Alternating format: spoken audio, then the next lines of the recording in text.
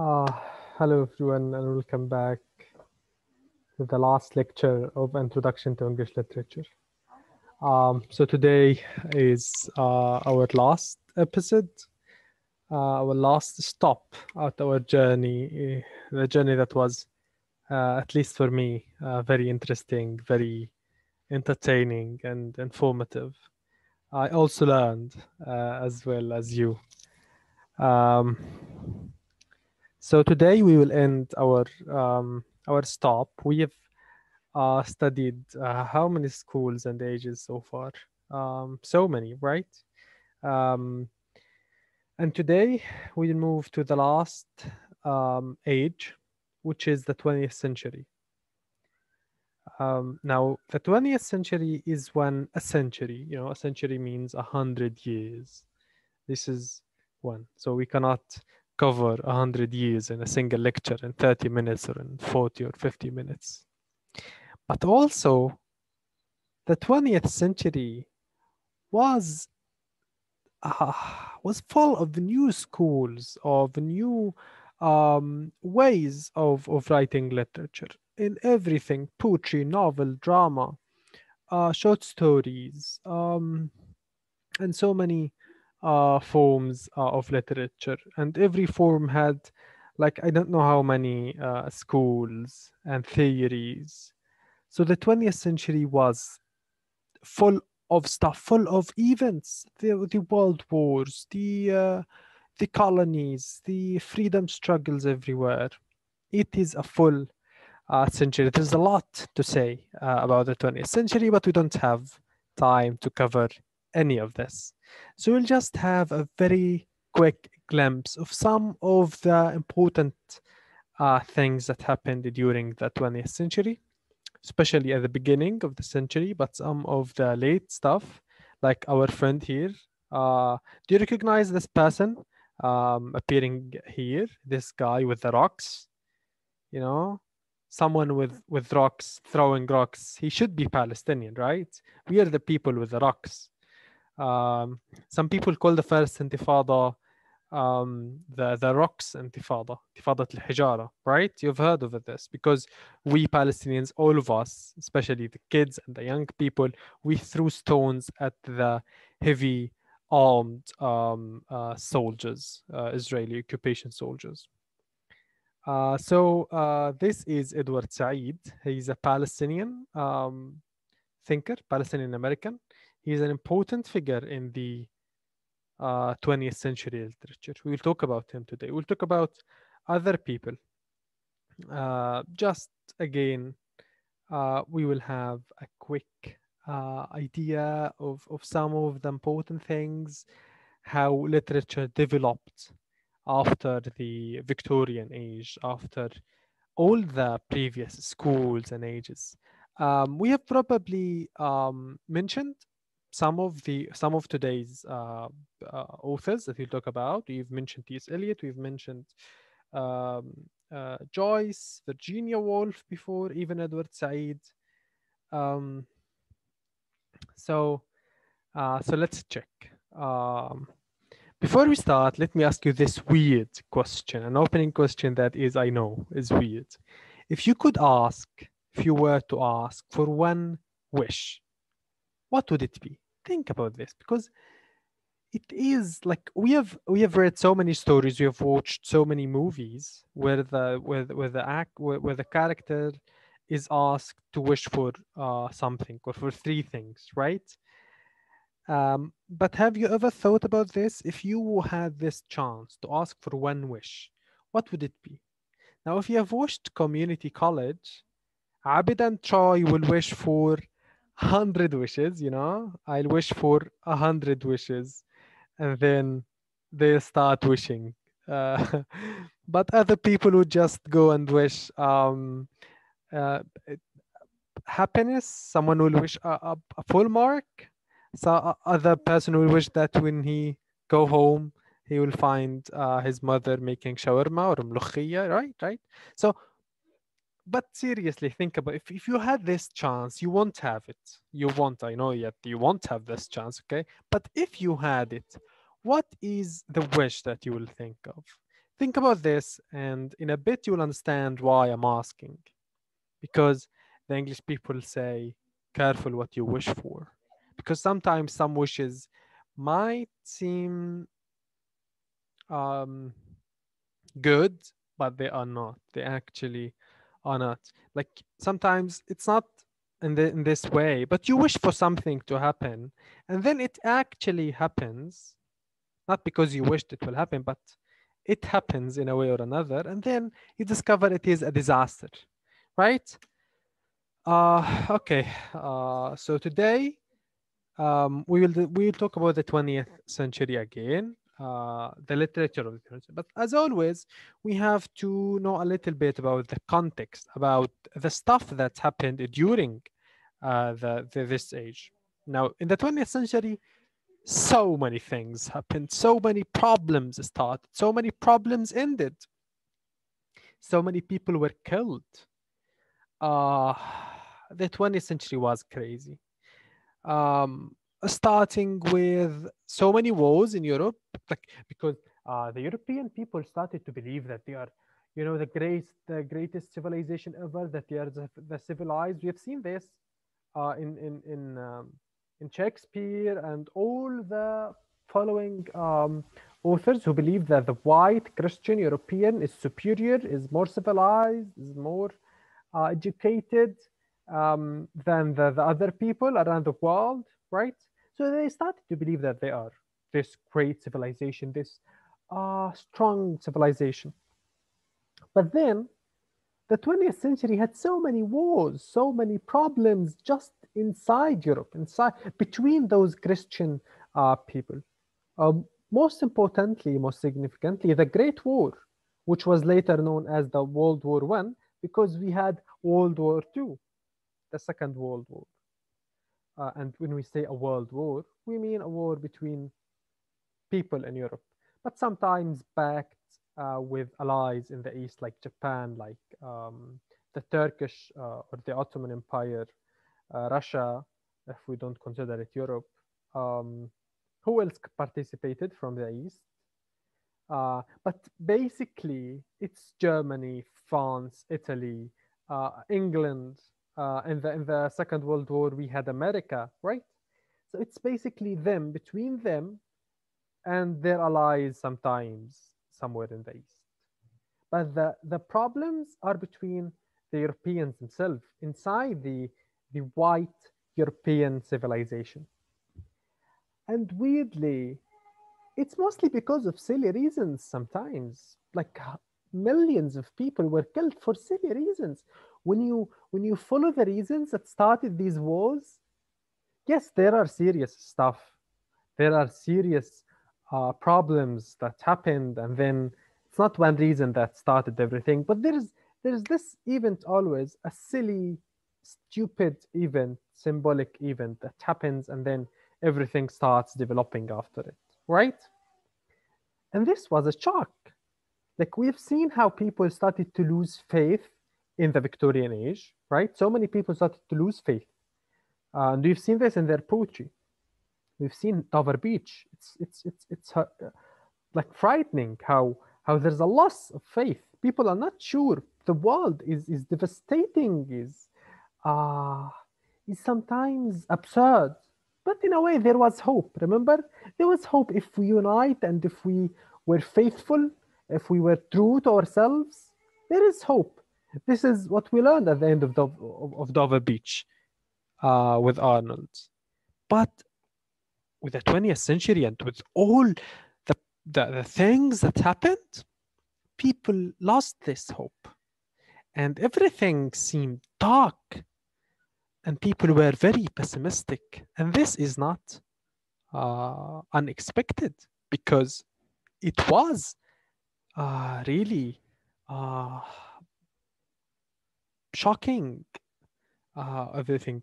If you studied history in high school, you have probably studied the world wars, and the world wars were like it's not only the killing, but the ideologies that motivated everything were also not less horrifying. The mere thoughts, the mere ideologies, fascism, Nazism, White supremacy, and white supremacy is still also fascism and Nazism are still to this very day in the West, because the Western countries still believe that they're superior. And do you know what is white supremacy? White supremacy is the belief that white people, and when we say white people, we mean the white Christian Europeans, or the white Europeans generally. They believe that they're superior, that they're better than all of the people all around the world. And this is why Nazism killed so many other minorities here and there, including the Jews, with the horrific Holocaust.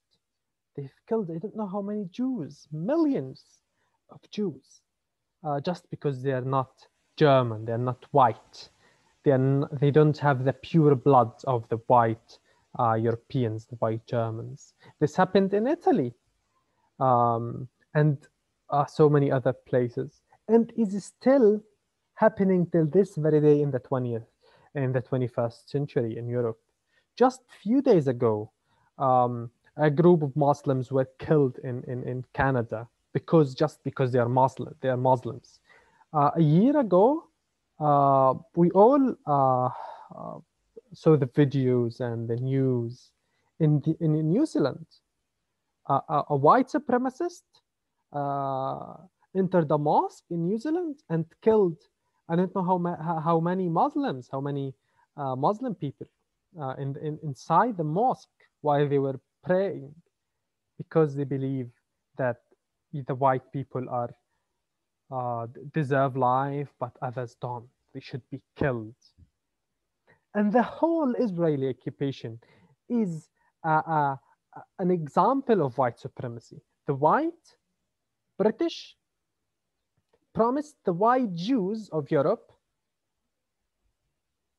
that they'll give them our land in the east, our land, the Palestine. And they gave to them, killing so many people and evicting, ethnically cleansing hundreds of thousands of Palestinians, just because the white Europeans wanted this land. We don't matter. And this did not happen only in 1948. It is happening every day. Just a few weeks ago, starting from May 11th, they have killed hundreds of Palestinians in Gaza, more than 60 children, right? They bombarded us for 11 continuous days with the heaviest bombs. And nobody cared. Nobody, and they are. It's not that they didn't care. They even call us terrorists.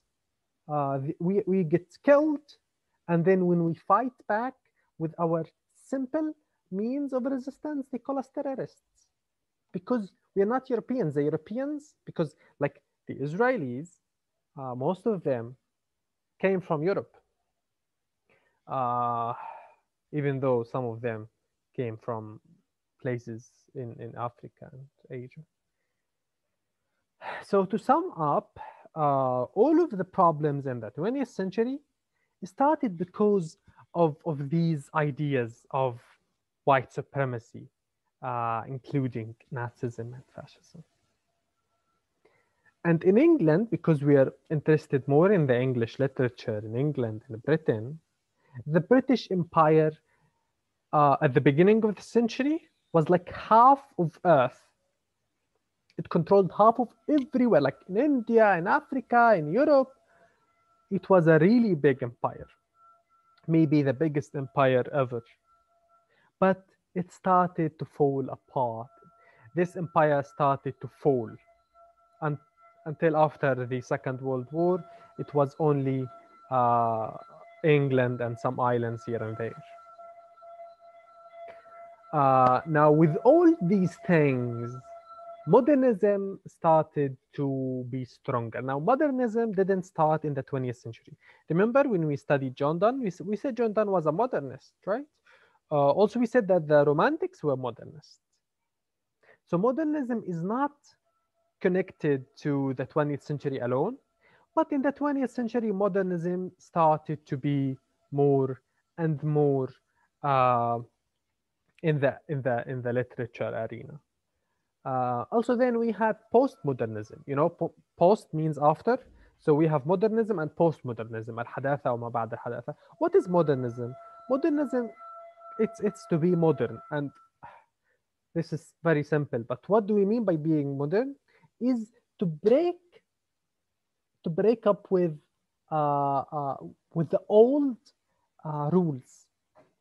To quit, to leave those old rules, and then to start something new, to question, to reread the old rules that governed literature or politics or philosophy. This is modernism, and this is why John Donne was modernist, because um, he uh, uh, he didn't follow the rules. He revised them, and then he started his own school. And this is why the Romantics were modernist, and this is why modernism, especially in the 20th century, became more and more important. Uh, Now, what is literary theory? Literary theory is, you will study this more in the future, but I'm just giving you some examples. Literary theory is literary criticism. There are so many schools. This didn't start in the 20th century. This is very old, back to before Plato and Aristotle. Plato and Aristotle, Aflaton and Aristo in Arabic, and even before them in Greece. But then in Europe, we've studied uh, defense of poetry. We've studied that Shelley wrote something. Alexander Pope, Samuel Johnson. They were all critics, right? We have discussed some of these. The Romantics, even Wordsworth and Coleridge, they were also critics. Um, Generally, a literary school, a literary criticism theory is a theory that helps us understand literature. So, for example, we have feminism. We've studied Afra Ben, and we said that Virginia Woolf, a 20th century critic that we'll study today, is the one that praised Afra Ben and told us how important Afra Ben was. Remember, she said that all the women in the world should put flower on her grave, on her tomb. What is feminism? Feminism is a school that reads literature, leads the role of women in literature, women as writers or as characters in literature. Um, there are things in literature, like, for example, if women always die in novels and in stories, why? What does it mean? Why do women always die? Why do women always go crazy? Like in Hamlet, Ophelia, and so many other plays. What does it mean? Because men wrote the literature, and because men wrote literature, they had this image of the woman, that the woman should be like this and that. And then they asked, why didn't women write literature? A lot of, or why didn't their literature reach to us? So this is feminism. It studies, it reads, it explores the role of women in literature. We have also post-colonialism that we will study today with Edward Said. Post-colonialism is a school, a theory that compares the West and the East, how the West wrote about the East. And we have discussed this so many times when we read English literature, especially The Tempest, for example, and other works, where we said that this is the colonial mentality. We've studied this so many times, discussing terms like whitewashing, imperialism, and other important things related to this theory. Modernism is also a school. Structuralism, so many other schools that you will study in detail in two literary theory courses. One the next week, the next semester, introduction to literary criticism, and then you study another one in the third year in the junior year called literary theory or criticism 2. Okay? And then you will study them as well in the poetry course, in the romantic literature course, and uh, contemporary literature and other important courses that you will study in the future. Okay, let's start with our T.S. Eliot. Now, T.S. Eliot is said to be the greatest 20th century poet and critic. Okay, at least he's one of these greatest. Now, we say that he's the greatest English poet, but he was born in America, not in England. So he's American English because he was born in America, but he moved to England when he was young, before the First World War.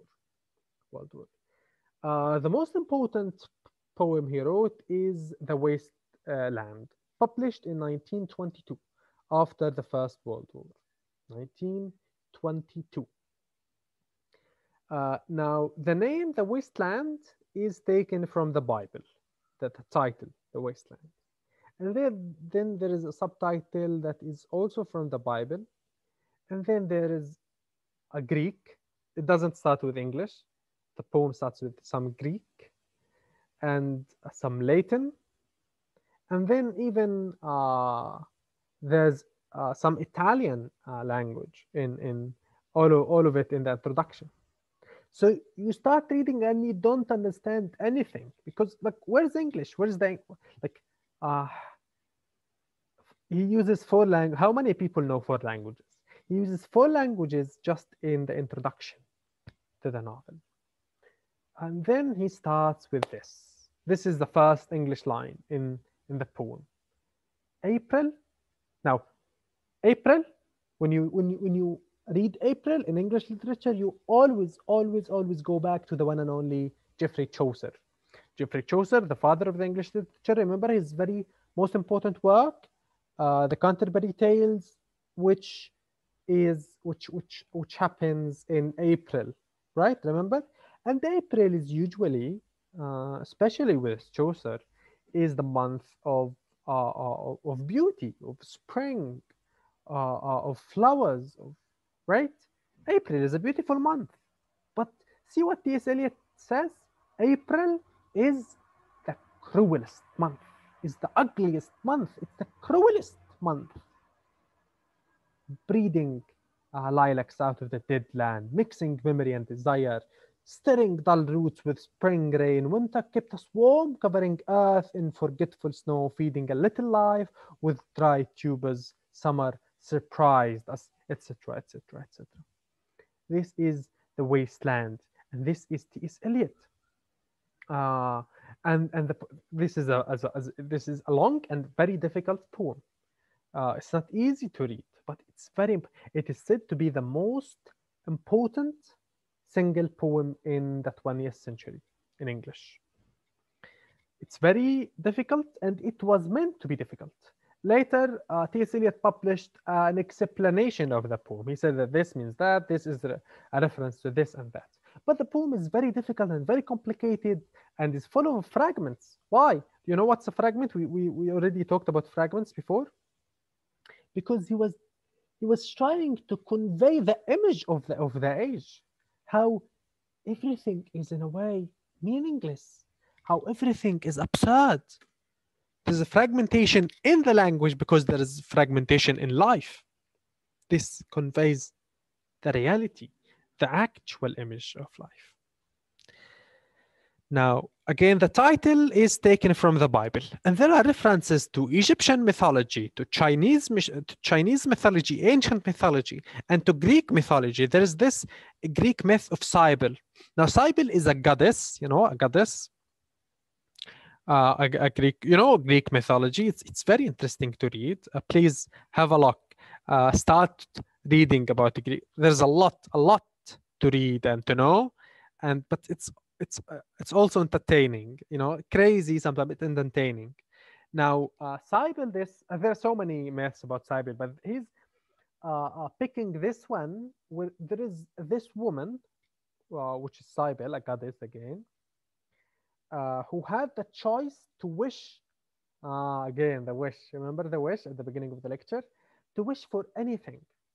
Whatever she wants, she has one wish and she can wish. And what does she wish for? She wishes for uh, um, eternal life.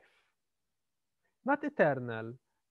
It's actually, as far as I remember, she pulls some sand and then she says something like, "I want to live as long as this sand." And sand doesn't die, so in a way, she wishes for eternal life.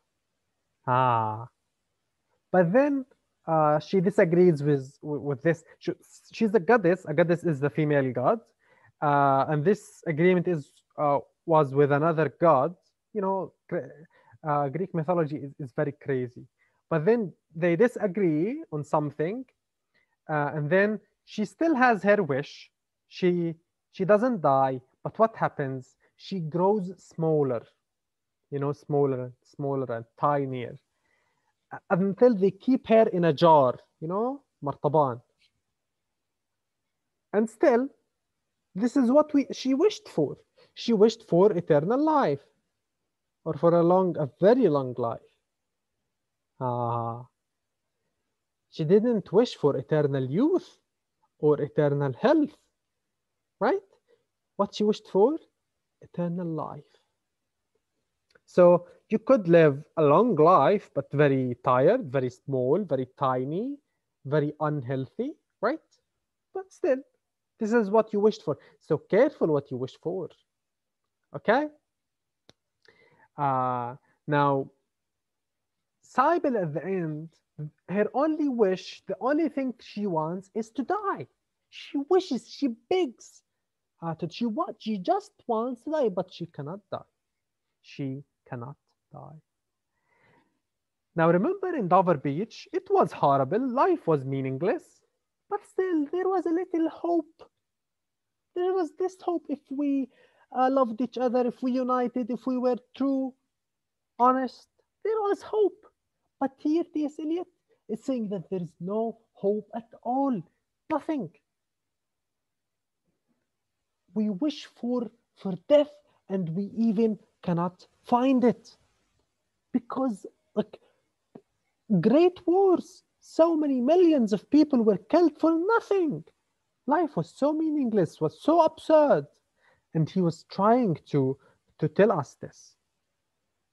And he's in a way saying that it was absurd since ever, since Cybele and before, since the Egyptian civilization, thousands of years before, ancient Chinese mythology, thousands of years before. He writes again in Latin, Greek, English, and Italian, just in the epigraph. The epigraph is the introduction. But then further, he even uses German, French, and Indian languages, so many languages in one poem. He meant it to be difficult to read. He's saying that life is very complex, very complicated, very difficult. Life is difficult to understand. And this is conveyed in his poem, in the Wasteland. And he keeps referring to so many authors before, Greek authors, European Italians like Dante, English like Chaucer and Shakespeare, and so many others. And this is what we call allusion, because he alludes to something else or to someone else before him. And this is what we also called metafiction sometimes, because it's a fiction about fiction, a poetry about some poetry before. And he's like, because remember, Chaucer talked about April as the time of happiness, of the time of, the spring, the new life, the rebirth. But for him, no. Even April, the symbol of life, is the cruelest month, is the worst month of all. So he's breaking with everything before. This is T.S. Eliot. This is nothing about T.S. Eliot, like just key points about T.S. Eliot. You will learn more about T.S. Eliot in contemporary literature and in the poetry course and in the literary theory. This name will keep repeating, and you will keep studying about him in the future. But this is a very short introduction to T.S. Eliot. Now we'll also study James Joyce. We talked about him before, and Samuel Beckett. Now James Joyce is a novelist, mostly known for Ulysses. Now Ulysses, again, we talked about this before, is a Greek mythology as well.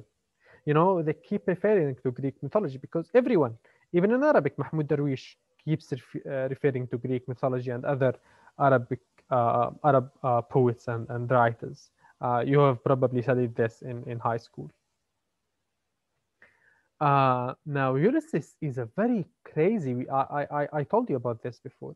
Is a very crazy and important book. The narrative is crazy. He sometimes uses first-person narrator, other times a third-person narrator, and also mostly stream of consciousness.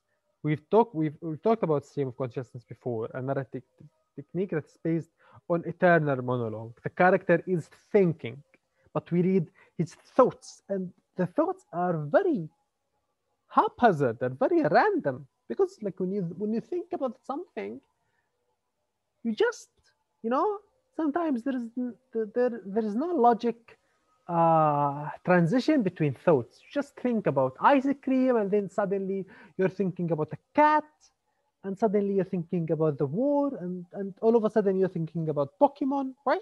It's very sudden, just haphazard. This is stream of consciousness. And this is why the last 50 pages of the book have no punctuation marks. What does it mean? You know, can you imagine this? Can you read a book, 50 pages?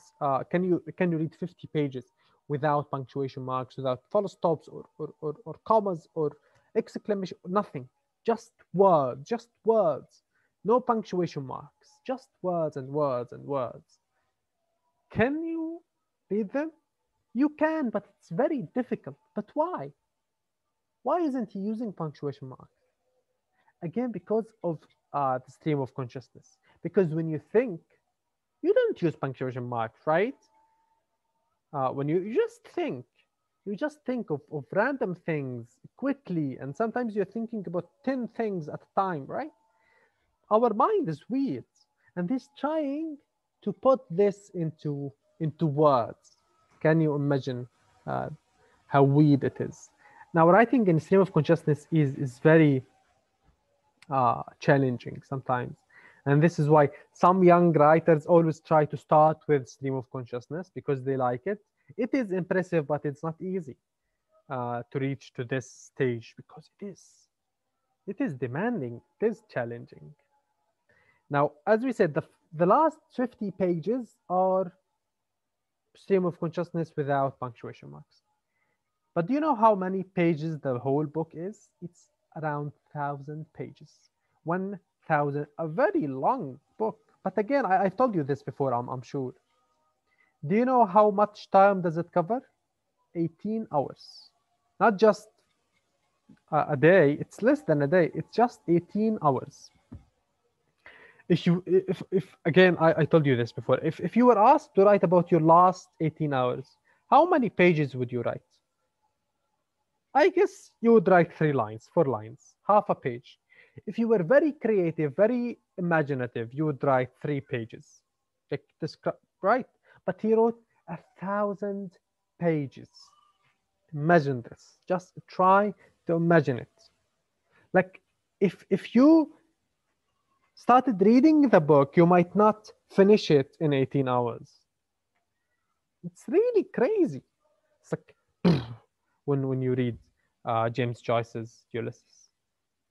This is James Joyce, and this tells us about the 20th century. It was a crazy time. Everything was crazy. Writing became because, like, yes, the romantics were crazy, but you know, we have Blake, and then we have Wordsworth and Coleridge. They're new, and then that's it. But in the 20th century, everyone was just different, very different from the one before, and everything was different from the one before, and etc. etc. etc.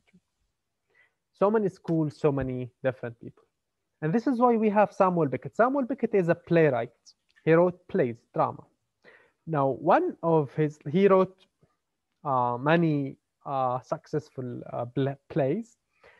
Uh, the most important one of all is waiting for Godot. Now the T is silent, okay? So waiting for Godot, not Godot. Now waiting for Godot is a 2-act play. Now remember Shakespeare, all of his plays are 5 acts. Remember I said that literary criticism started before Plato and Aristotle?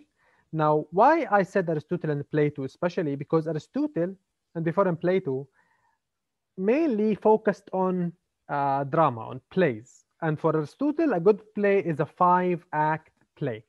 Every act has a purpose. Every act has and this is why in Shakespeare it's always 5 acts. This was a drama before.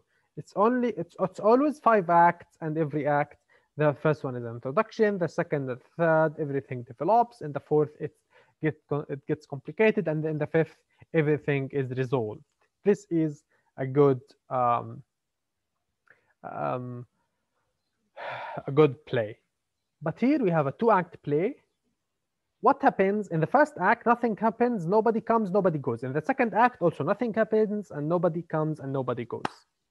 A play about nothing and nobody. This is literally everything in the play. It's about nothing. It's about no one. They're waiting for Godot. Who's Godot? Nobody knows who's Godot. Is he coming? No one knows. Who have has anyone ever talked to Godot or seen Godot? No one knows. No one knows him. No one has ever seen him or talked to him or met him, but they are waiting for him, and he's not coming, and he doesn't come. This is the first act. They're waiting for him. He doesn't come, and then they say that he will come back later. Then they go. Then in the second act, they come. Where is Godot? Like, and in the second act, we're not sure if it's the second day or if it's 50 years later or if it's 5,000 years later. We're not sure. Let's see how absurd, how I don't know how to describe it, how meaningless it is.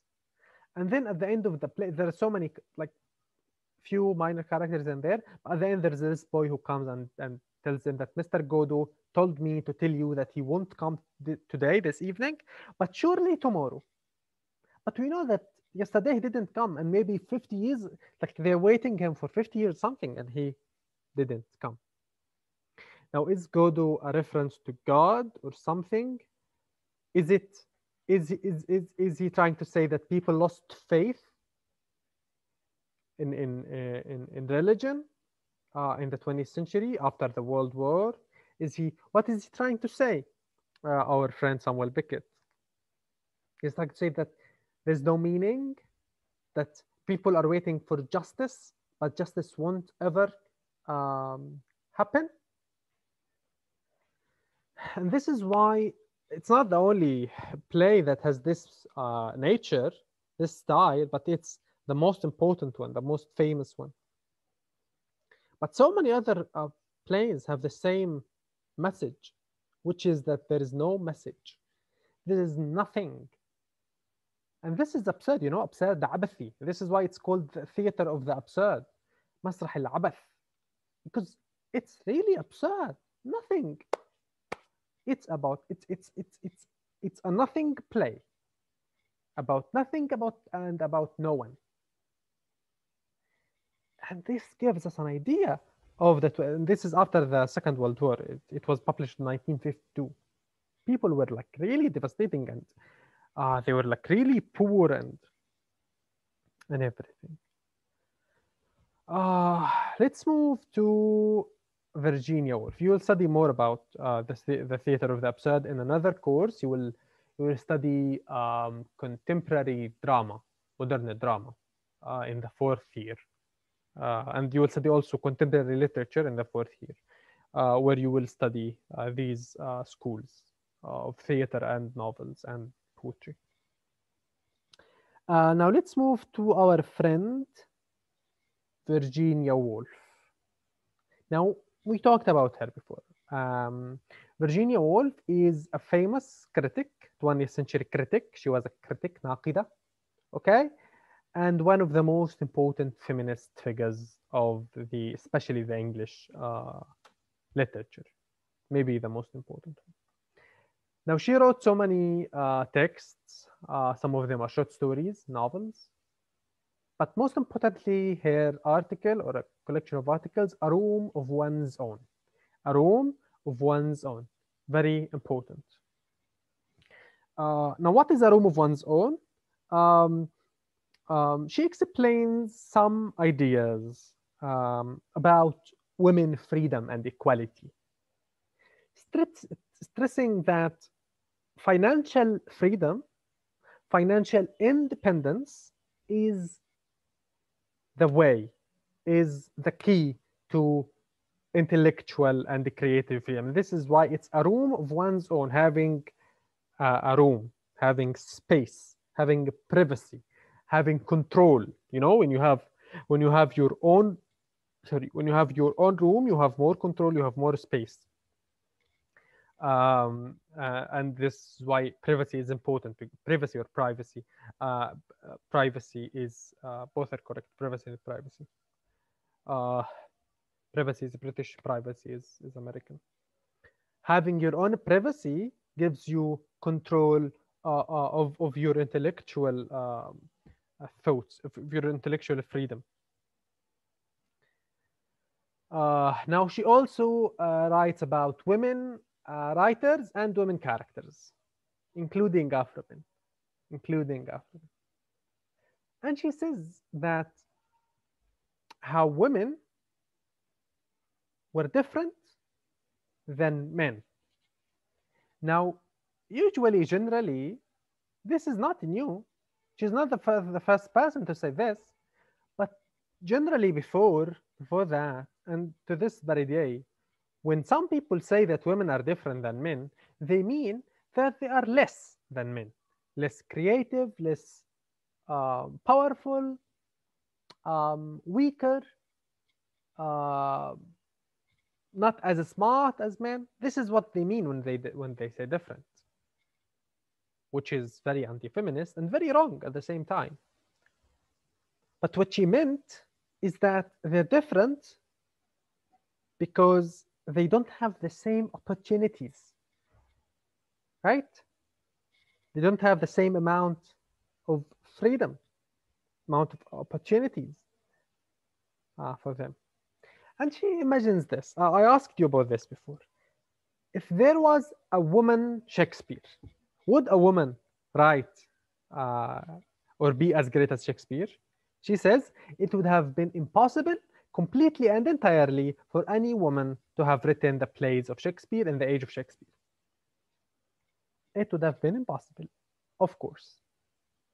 But not because women are less smart, not because women are less intellectual. No, no. The reason is different. It's because they didn't have the same opportunities. And this is why she imagined that Shakespeare had a sister. Shakespeare didn't have a sister, but she imagined that Shakespeare had a sister, and her name is Judith. Judith Shakespeare, the sister of William Shakespeare, and she imagined that she has the same mind, the same creativity as Shakespeare had. Okay, let's see. Would she become as creative and as successful as Shakespeare? She says that meanwhile, his extraordinarily gifted sister, she's as gifted as him, let's suppose, remained at home. This is one. She won't be sent to school. She will remain at home. Unlike him, he was sent to school and then at a very young age, he went to London, right? But no, she won't be allowed to do this. She won't be sent to school because back then in the 17th century, in the 16th and 17th century, and even the 18th century, women did not go to school, right? Okay, so she will remain at home. But let's say that she was as adventurous, as imaginative, as agog to see the world as he was. Let's see, she did not give up. Even though they didn't send her to school, she didn't give up. Okay? So what did she do? She didn't have a chance to learn grammar as he did in the grammar school, or logic, or Greek theater, or anything. Let's say she picked up a book now and then from her brother, okay? One of her brother's books. and read a few pages from here and there because she just wants to be as creative as him. Her parents will discover her.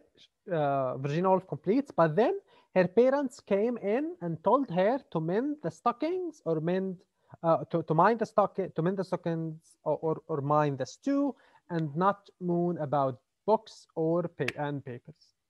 Right? They won't let her. Like even if she managed to read something here and there, it won't be easy for her. Her parents will stop her because, like, what are you doing? You should be a good wife, not a reader. If you read Beauty and the Beast even though it's uh, some people argue that it's anti-feminist as well, but it's something like this at the beginning because she doesn't like reading. She likes reading, but then when they see her reading, when they see Beauty reading, they tell her that she shouldn't read because she's a woman or something like this. And this was the mainstream thought back then. But still, she says that Judith, cried out that she was forced to marry, to get married. But then she cried out that marriage was hateful to her. She didn't want to get married because she wants to write. She wants to become a poet, a playwright, right?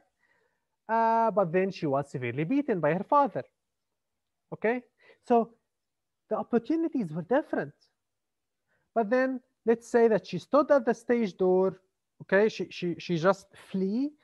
She escaped from the house from her home, and then she I don't know.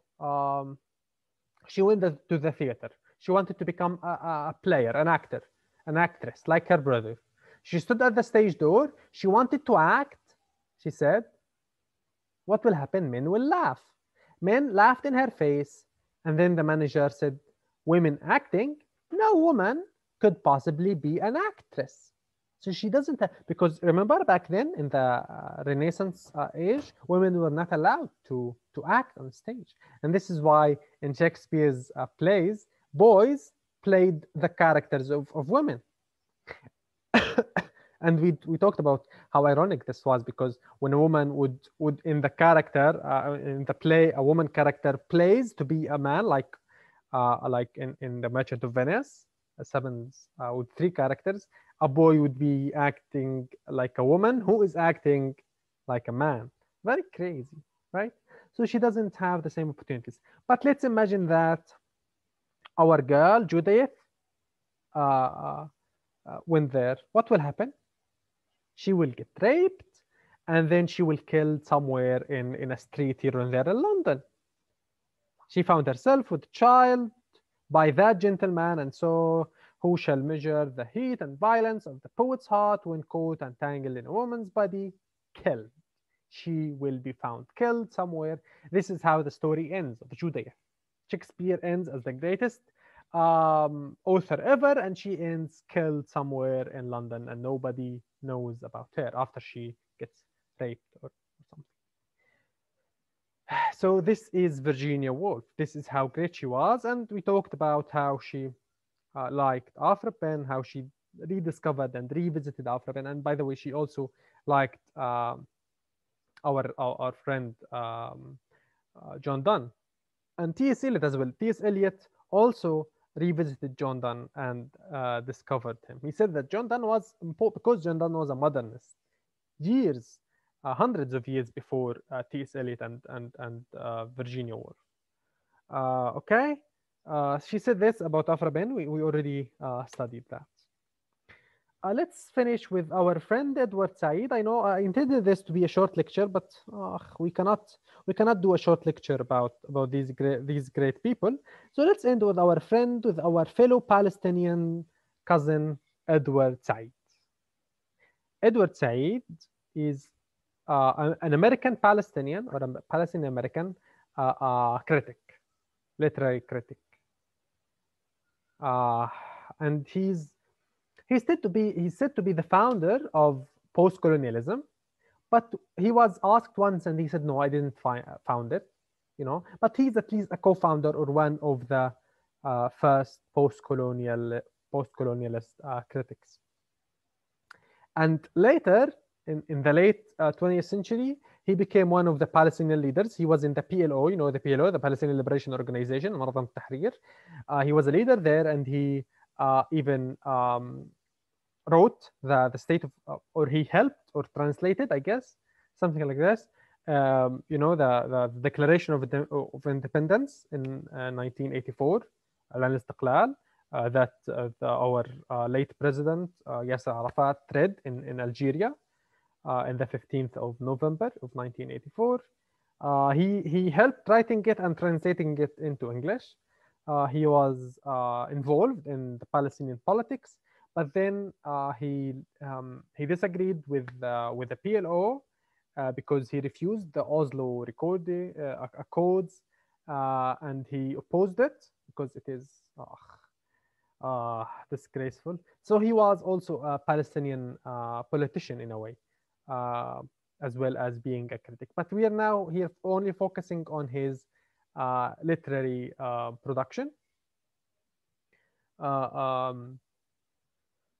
He wrote a very important book, Orientalism, translated into Al-Istishraq, where he talks about the West, how the West controls, abuses, and exploits the East. You know, the West, Europe, and the East is us, the East. The Orientalism is from the Orient, the East. And especially how they misrepresent us in their literature, in their books. And we discovered this in so many texts like The Tempest and like what's its name? Gulliver's Travels and so many Robinson Crusoe and so many other texts. He reread them, he revisited them, and explained how they misrepresented the East as less intellectual, less civilized, and less important than the West, the center of civilization. And for him, Orientalism is imperialism, because literature has played a major role in colonizing the East. And I said this a few times before. They occupied us in literature and books before they occupied us with tanks and drones and airplanes. He says, the Orient has helped to define Europe or the West as its contrasting image, idea, personality, and experience.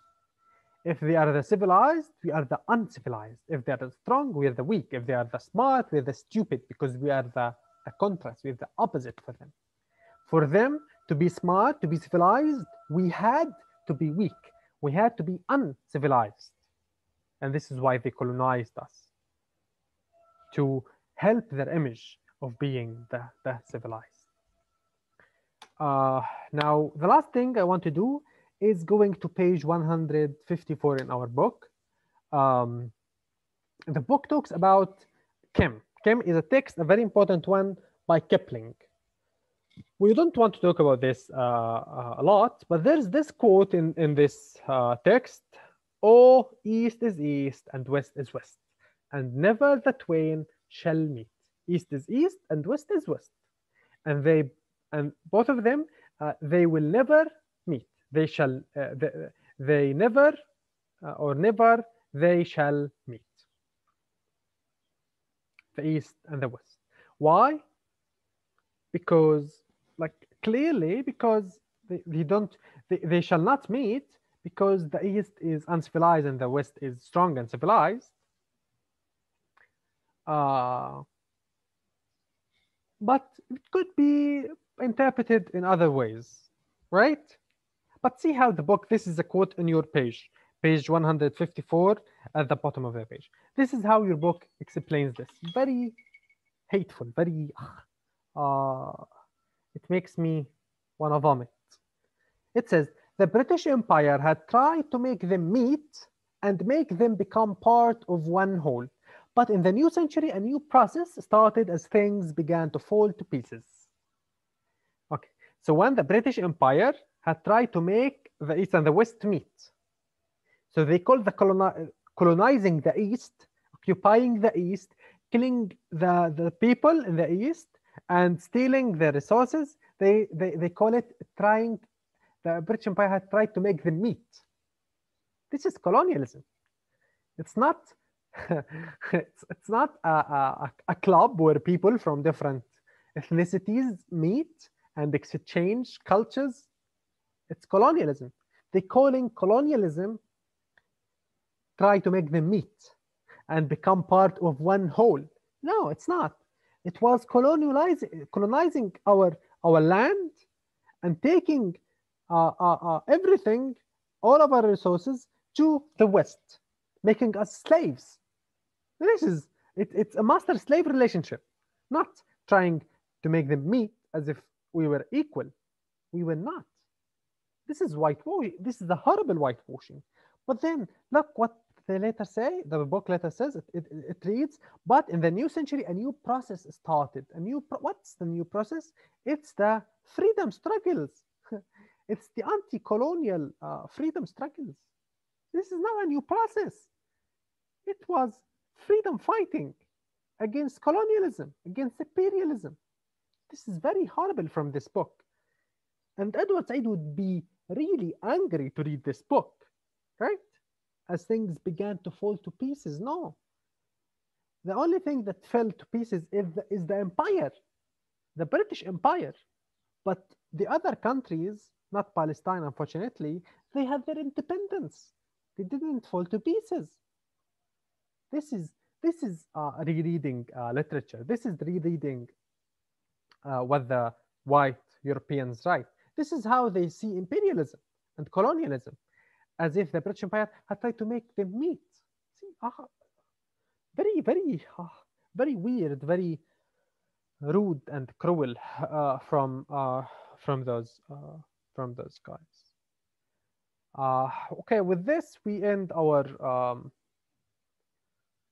Remember in the first in the first lectures, we started with whitewashing. We started with censorship, and we just end. I just remember this now. We just end with these terms as well. Very interesting, right? Okay, this is the last thing we say in our course. That's it. Our discussion is a very expected, I guess, question. What age or school did you like or identify with the most? Is it the metaphysical? Is it the Augustan, the Romantic, the Victorian, maybe the medieval or the old, maybe the Renaissance, the Jacobean, the 20th century, feminism, post-colonialism? Which school or age did you identify with the most or like the most? This is the last discussion question we will be asking in our Facebook group, and this is the last lecture of our course. That's it. It was a very, very, very interesting course. I really liked it a lot.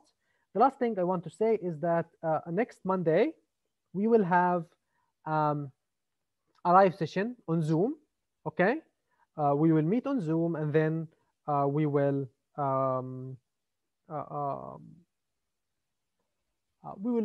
I'll answer your question. We'll talk about the final exam, maybe some jokes here and there. We'll talk about your presentations. Okay. Our meeting will be at 5 p.m. Our next Monday at 5 p.m. Okay. So today is Saturday. It's not tomorrow. It's the day after tomorrow on Monday at 5 p.m. Okay.